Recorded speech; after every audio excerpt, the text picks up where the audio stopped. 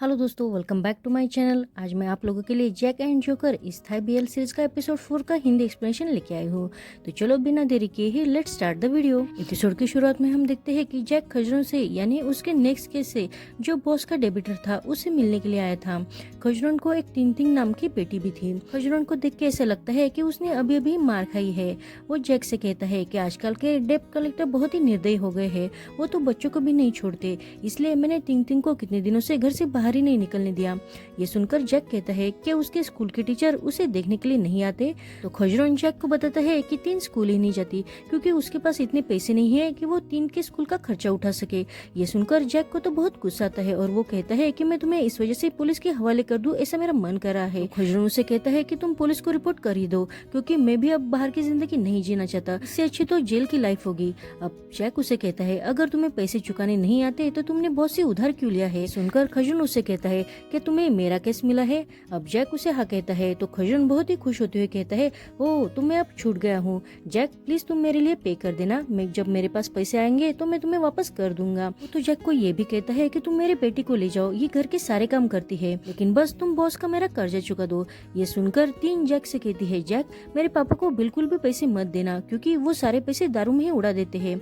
अब ये सुनकर उसके पापा उसे चुप रहने को कहते हैं। जैक उसे कहता है अंकल मैं भी इतना अमीर नहीं हूँ कि मैं सारे लोगों के कर्जे चुका सकूं। अब जैक को ऐसे मना करते हुए देखकर खजरून कहता है जैक तुम मजाक कर रहे हो ना। तो जैक कहता है नहीं अंकल मैं सीरियस हूँ। अब ये सुनकर खजरून अपने बेटी से कहता है कि तुम जाकर सामने वाले आंटी से पूछो कि उन्हें रॉबिनहुड मिला है कि नहीं। अगर जैक मेरी मदद नहीं करेगा तो मैं उसे ही अपनी मदद के लिए पूछूंगा। अब रॉबिनहुड का नाम सुनकर जैक तो बहुत कंफ्यूज होकर पूछता है ये रॉबिनहुड कौन है। तो तीन जैक को बताती है कि आजकल जिन जिन डेबिटर का सामान बॉस के आदमी उठाकर लेके गए थे उन डेबिटर को वो सारा सामान वापस मिल रहा है। कोई आदमी आकर उनके घर के बाहर वो सामान छोड़ के जा रहा है, इस वजह से सारे डेबिटर बहुत ही खुश है। अब ये सुनकर जैक को पता चल जाता है कि ये काम जोक का ही है, इसलिए वो कहता है ये तो रॉबिनहुड से ज्यादा जोकर लग रहा है। आगे हम देखते हैं कि जोक हुई और टैटू सारे डेबिटर्स को उसका सामान लौटा कर वापस आते हैं, लेकिन अब बस जोक के पास जैक की अंगूठी ही बची हुई थी।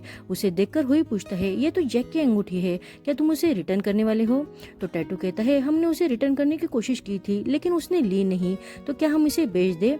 लेकिन जो कहता है नहीं मैं उसकी ग्रैंडमा को ये अंगूठी वापस कर दूंगा। टैटू से कहता है तुम्हें क्या लगता है कि जैक तुम्हें उसकी ग्रैंडमा से मिलने देगा।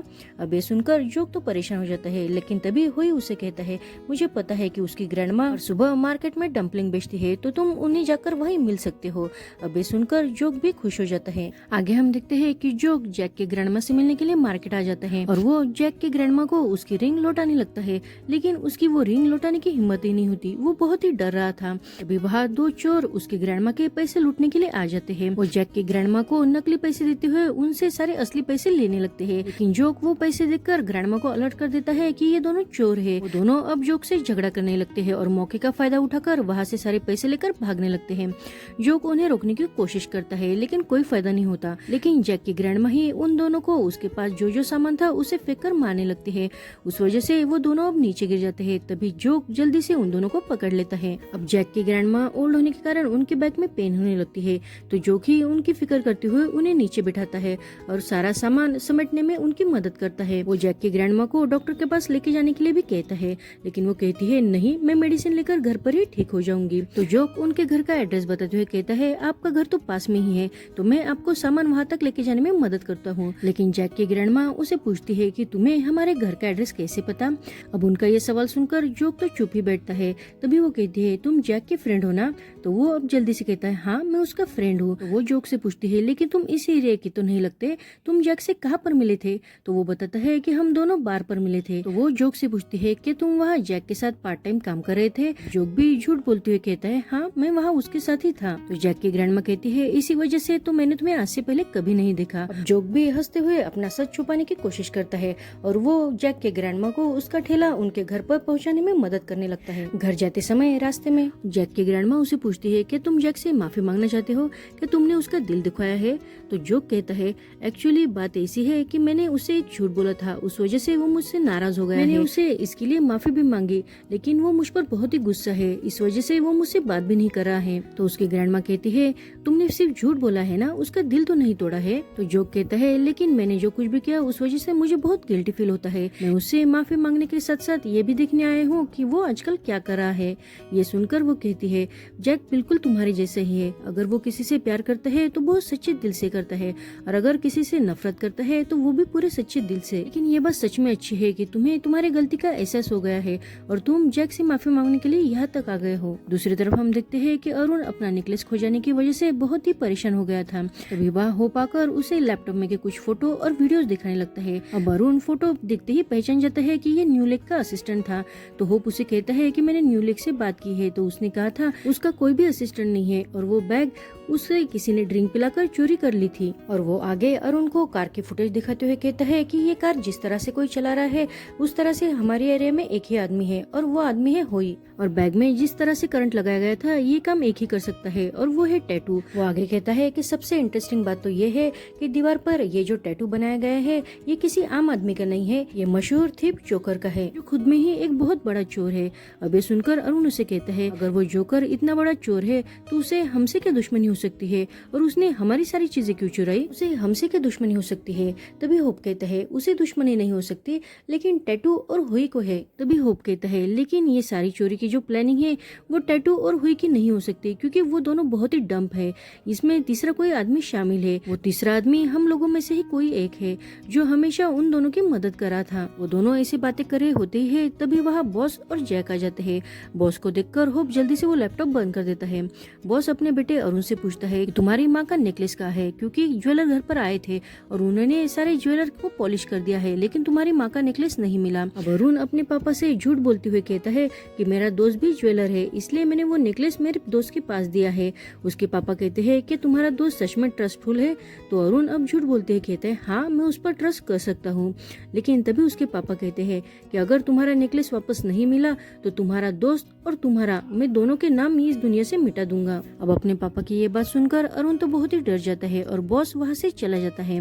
को तो जैक पर ही डाउट था, उसे ऐसा लगता था कि ये सब जैक का ही किया धरा है। बॉस और जैक के जाने के बाद अरुण अपने गार्ड्स पर गुस्सा होते हुए कहता है कि अगर मेरा नेकलेस नहीं मिला तो मैं तुम सबको नहीं छोड़ूंगा। हम देखते हैं कि जो जैक की ग्रैंडमा के साथ उनके घर पर आ जाता है।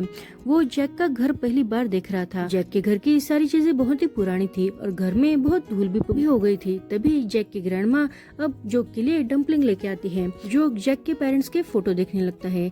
तभी उसकी ग्रैंडमा बताती है कि ये जैक के पेरेंट्स हैं। जैक के पेरेंट का इसी एरिया में रेस्टोरेंट था और उनका बिजनेस भी बहुत अच्छा चल रहा था, इसलिए उन दोनों ने अपना बिजनेस बढ़ाने की सोची और बॉस से लोन लिया। लेकिन जैसे ही उन्होंने बॉस से लोन लिया उसके बाद उनके एक एक करके सारे कस्टमर गायब हो गए। अब कस्टमर ना होने के कारण उनका बिजनेस डूब गया और वो बॉस का लोन भी नहीं चुका पाए, इसलिए मैंने उन्हें मदद करने के लिए डम्पलिंग सेल करना स्टार्ट कर दिया। ये सुनकर जो जैक के पेरेंट्स के बारे में उसकी ग्रैंडमा से पूछता है तो वो बताती है कि लोग कहते हैं कि जैक के पेरेंट्स कर्ज की वजह से भागकर चले गए हैं और उन्होंने अपना कर्ज अपने बेटे को चुकाने के लिए रख दिया। लेकिन सच बात तो यह है कि उसके पेरेंट्स ने खुदकुशी की थी। उन्हें ऐसे लगा था कि अगर वो सुसाइड करेंगे तो इंश्योरेंस के पैसे से वो अपना लोन चुका सकते हैं, लेकिन उन्होंने एग्रीमेंट ठीक से पढ़ा ही नहीं था। एग्रीमेंट में साफ लिखा था कि अगर वो सुसाइड करेंगे तो उन्हें कुछ भी नहीं मिलेगा। लकीली ये तो अच्छा हुआ कि बॉस को जैक में पोटेंशियल नजर आया और उसने जैक के पेरेंट्स की रीख तारण के तौर पर रख ली और जैक को हमेशा हमेशा के लिए उसके साथ काम करने के लिए लगा लिया। अब जैक की सैड स्टोरी सुनकर जोक तो बहुत ही इमोशनल हो जाता है। तभी उसकी ग्रैंडमा कहती है कि मैं अब सोने जा रही हूँ, अगर तुम्हें आराम करना है तो तुम भी कर सकते। ग्रैंडमा के वहाँ से जाने के बाद जोक सारा घर देखने लगता है तो उसे घर में सारी जगह पर बस धूल ही धूल नजर आती है। तो वो अब सारा घर क्लीन करने का डिसाइड करता है। आगे हम देखते हैं कि तीन को जैक के घर के बाहर कूड़ा और उसके ग्रैंडमा के चिल्लाने की आवाज आती है। तभी वहाँ जैक आ जाते हैं। वो जैक को देखकर उसे कहती है कि तुम्हारे ग्रैंडमा के घर से चिल्लाने की आवाज आ रही है। अब जैक भी जल्दी से अंदर की ओर देखता है तो उसे अपनी ग्रैंडमा के साथ एक आदमी नजर आता है, इसलिए वो जल्दी आकर उस आदमी को मारने लगता है। वो जोक को नीचे गिराकर उसके मुंह पर पंच पंच करने वाला होता ही है। तभी उसकी ग्रैंडमा जैक का पंच रोकते हुए उसे कहती है कि तुम जोक को क्यों मार रहे हो। अब उसकी दादी माँ को जोक की साइड लेते हुए देखकर जैक तो कंफ्यूज हो जाता है। तभी वो कहती है कि मेरी पीठ में बहुत ही दर्द हो रहा था, इसलिए जोक मेरी मसाज कर रहा था, और वैसे भी उसने आज मुझे मार्केट में अपने पैसे चोरी होने से बचाया है, इसलिए मैंने उसे घर बुलाकर खाना भी खिलाया। ये सुनकर जैक जोक के करीब आकर उसे कहता है, मैंने तुम्हें कहा था ना कि मुझसे दूर रहना। तो जोक भी उसे कहता है, तुम्हें इतने दिनों में समझ में नहीं आया क्या कि मैं किस तरह का इंसान हूँ। उन दोनों को इतने क्लोजली बातें करते हुए देखकर उसकी ग्रैंडमा कहती है, दोनों को एक दूसरे को हक करना है तो जरा प्रॉपरली करो। जैक, तुम अपने दोस्त को बहुत मिस कर रहे हो ना, तो चलो तुम दोनों एक दूसरे को जल्दी से हक करो, मुझे कोई भी प्रॉब्लम नहीं होगी। अपनी दादी की ये बात सुनकर जैक और जोक दोनों एक दूसरे से दूर हो जाते हैं और जैक जोक से कहता है कि अगर तुम्हारा खाना हो गया हो तो तुम यहाँ से जा सकते हो। अब उसकी ये बात सुनकर उसकी दादी कहते हैं, जैक, तुम अपने दोस्त से ऐसे कैसे बात कर सकते हो, वो मेरा गेस्ट है, तो तुम उसे इस तरह से घर से नहीं निकाल सकते। तुमने देखा नहीं क्या कि उसने हमारा सारा घर कितना क्लीन किया है। और वो जोक से कहती है कि अगर तुम्हें कोई दूसरा काम नहीं है तो तुम आज शाम तक यही रहो और रिलैक्स करो, मैं तुम्हारे लिए डिनर भी प्रिपेयर करूंगी। अब ये सुनकर जोक हंसते हुए दादी से कहता है, जरूर दादी। तभी जैक अब अपनी दादी से कहता है कि दादी, आपको पता नहीं है लेकिन इसने एक गलत काम किया है। अब ये सुनकर जोक का भी चेहरा उतर जाता है। तभी वो दादी कहती है, जोक, क्या किया है तुमने, बताओ मुझे। अब जोक अपनी जेब में से वो रिंग निकालकर दादी को सारी सच्चाई बताने लगता है। लेकिन जब जैक को ये समझ में आ जाता है तो वो जोक का हाथ रोकते हुए उसे कहता है, नहीं दादी, ये अभी आपको सारी सच्चाई नहीं बता सकता, ये बात उसके और मेरे बीच की है। अब ये सुनकर दादी माँ तो उस बात का गलत ही मतलब निकालती है। उसे ऐसा लगता है कि ये दोनों रिलेशनशिप में है, इसलिए वो कहती है, ओह तो वो बात है।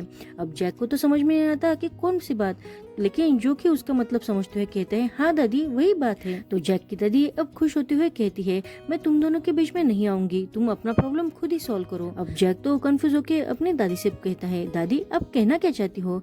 लेकिन तभी वो जोक का हाथ पकड़कर उसे बाहर की ओर लेके जाता है। अब बाहर आकर जैक जोक से कहता है, तुम अंदर क्या करने वाले थे, मैंने तुम्हें कहा ना कि ये रिंग तुम वापस अरुण के पास दे दो और मेरी दादी को ये रिंग कभी मत दिखाना।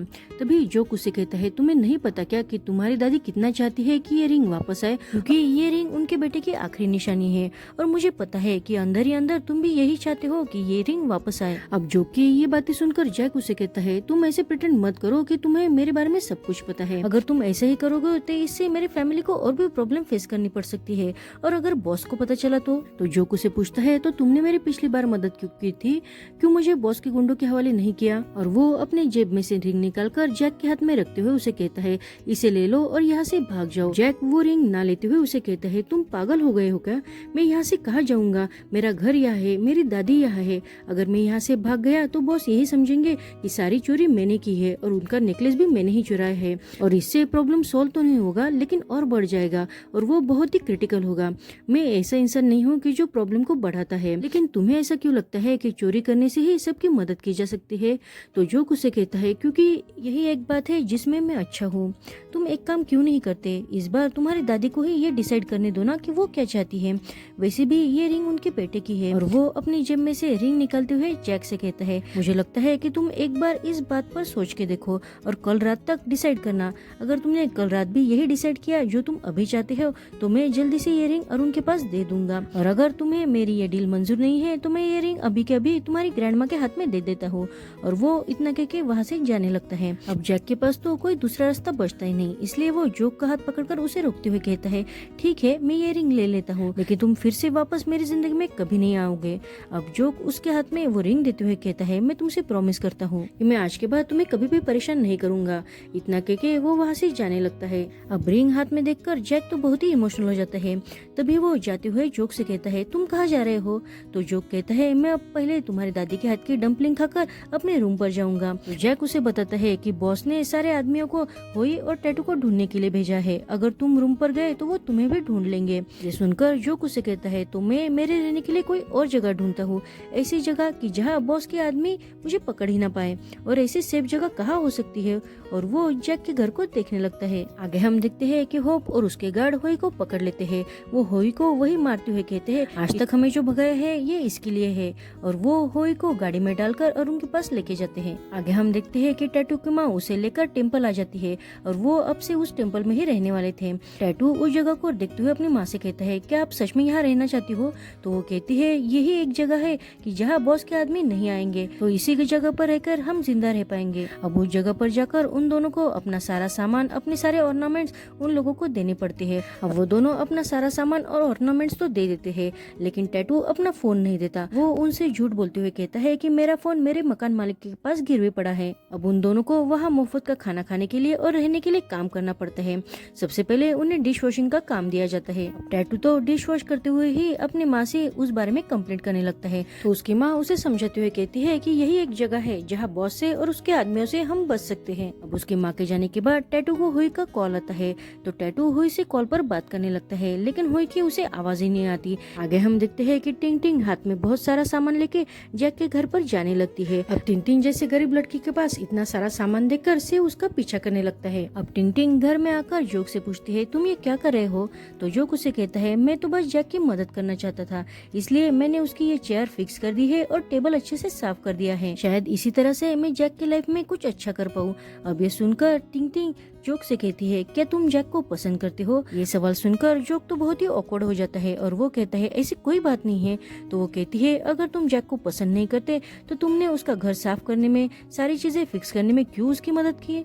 अगर तुम उसे पसंद करते हो तो हाँ कहो, अगर नहीं करते हो तो नहीं कहो, इसमें छुपाने की कोई बात नहीं है। अब वो दोनों ऐसी बातें कर ही रहे होते हैं, तभी वहाँ सेव आ जाता है और सेव जोक को वहाँ देखकर उसे पूछता है कि तुम कौन हो? लेकिन तभी वहाँ जैक की ग्रैंडमा आ जाती है और वो सेव से कहती है, सेव तुम इतना शोर क्यों मचा रहे हो? क्या तुम यहाँ जैक से मिलने आए हो? लेकिन जैक अभी घर पर नहीं है। तो वो पूछता है कि ये कौन है? तो ग्रैंडमा अब जोक को देखते हुए उसे कहती है, ये इलेक्ट्रिशियन है, मैंने ही उसे यहाँ कुछ फिक्स करने के लिए बुलाया है। अब जोक के बारे में जानकर सेव वहाँ से चला जाता है। तभी टिंग टिंग जल्दी से अपना फोन लेकर जैक को कॉल करके बताती है कि सेव यहाँ आया था और उसने जोक को देख लिया है। तो जैक उसे कहता है, अगर सेव ही आया है तो कोई बात नहीं है, लेकिन अगर हो पाए या बॉस के कुछ गार्ड आए तो मुझे जल्दी से जल्दी इन्फॉर्म करना मत भूलना। और फोन रखने के बाद ग्रैंडमा टिंग से पूछती है कि जैक ने क्या कहा? तो वो कहती है, जैक चाहता है कि जोक को कोई भी न देखे। अब ये सुनकर वो दोनों भी सस्पिशियस नजरों से जोक की तरफ देखने लगते हैं।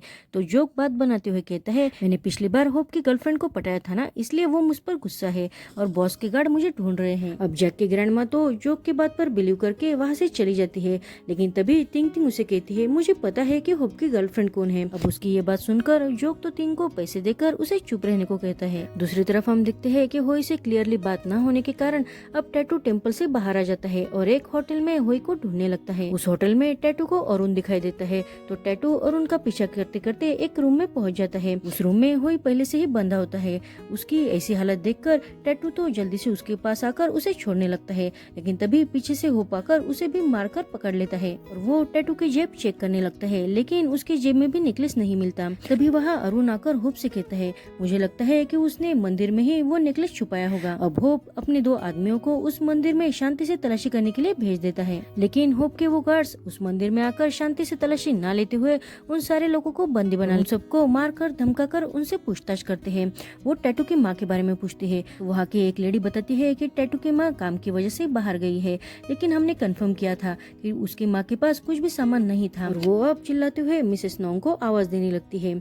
वो गार्ड अब उनको मारने लगता ही है। तभी मिसेस नोंग आकर उन 2 गुंडों को पकड़ने के लिए अपने गार्ड्स को बुलाती है। वो उन 2 गार्ड्स को धमकाते हुए कहती है कि मैं बॉस के किसी भी बिजनेस में इन्वॉल्व नहीं हूँ, लेकिन तुमने यहाँ आकर मेरे लोगों को परेशान किया है, इसकी सजा तो तुम्हें मिलकर ही रहेगी। और वो फॉर्चून शीट निकालकर उन दोनों को पनिशमेंट देती है। वो गार्ड वापस आकर होप और अरुण को सारी बात बता देते हैं। उनकी हालत देखकर होप उसे कहता है, मैंने तुम दोनों से कहा था ना कि वहाँ जाकर शांति से पूछताछ करना, लेकिन तुम दोनों ने क्या किया? वहाँ जाकर लोगों को धमकाया और डराया, इस वजह से तुम्हारे साथ ये हुआ। मुझे तुम्हें वहाँ भेजना ही नहीं चाहिए था। तभी वो गार्ड एक फॉर्चून चिट निकालकर होप के हाथ में देते हुए कहता है कि ये तुम्हारे लिए है। अब होप भी डरते हुए अपनी वो फॉर्चून चिट ले लेता है और उन दोनों से कहता है कि तुमने सच में इस बार गलत आदमियों से पंगा ले लिया है।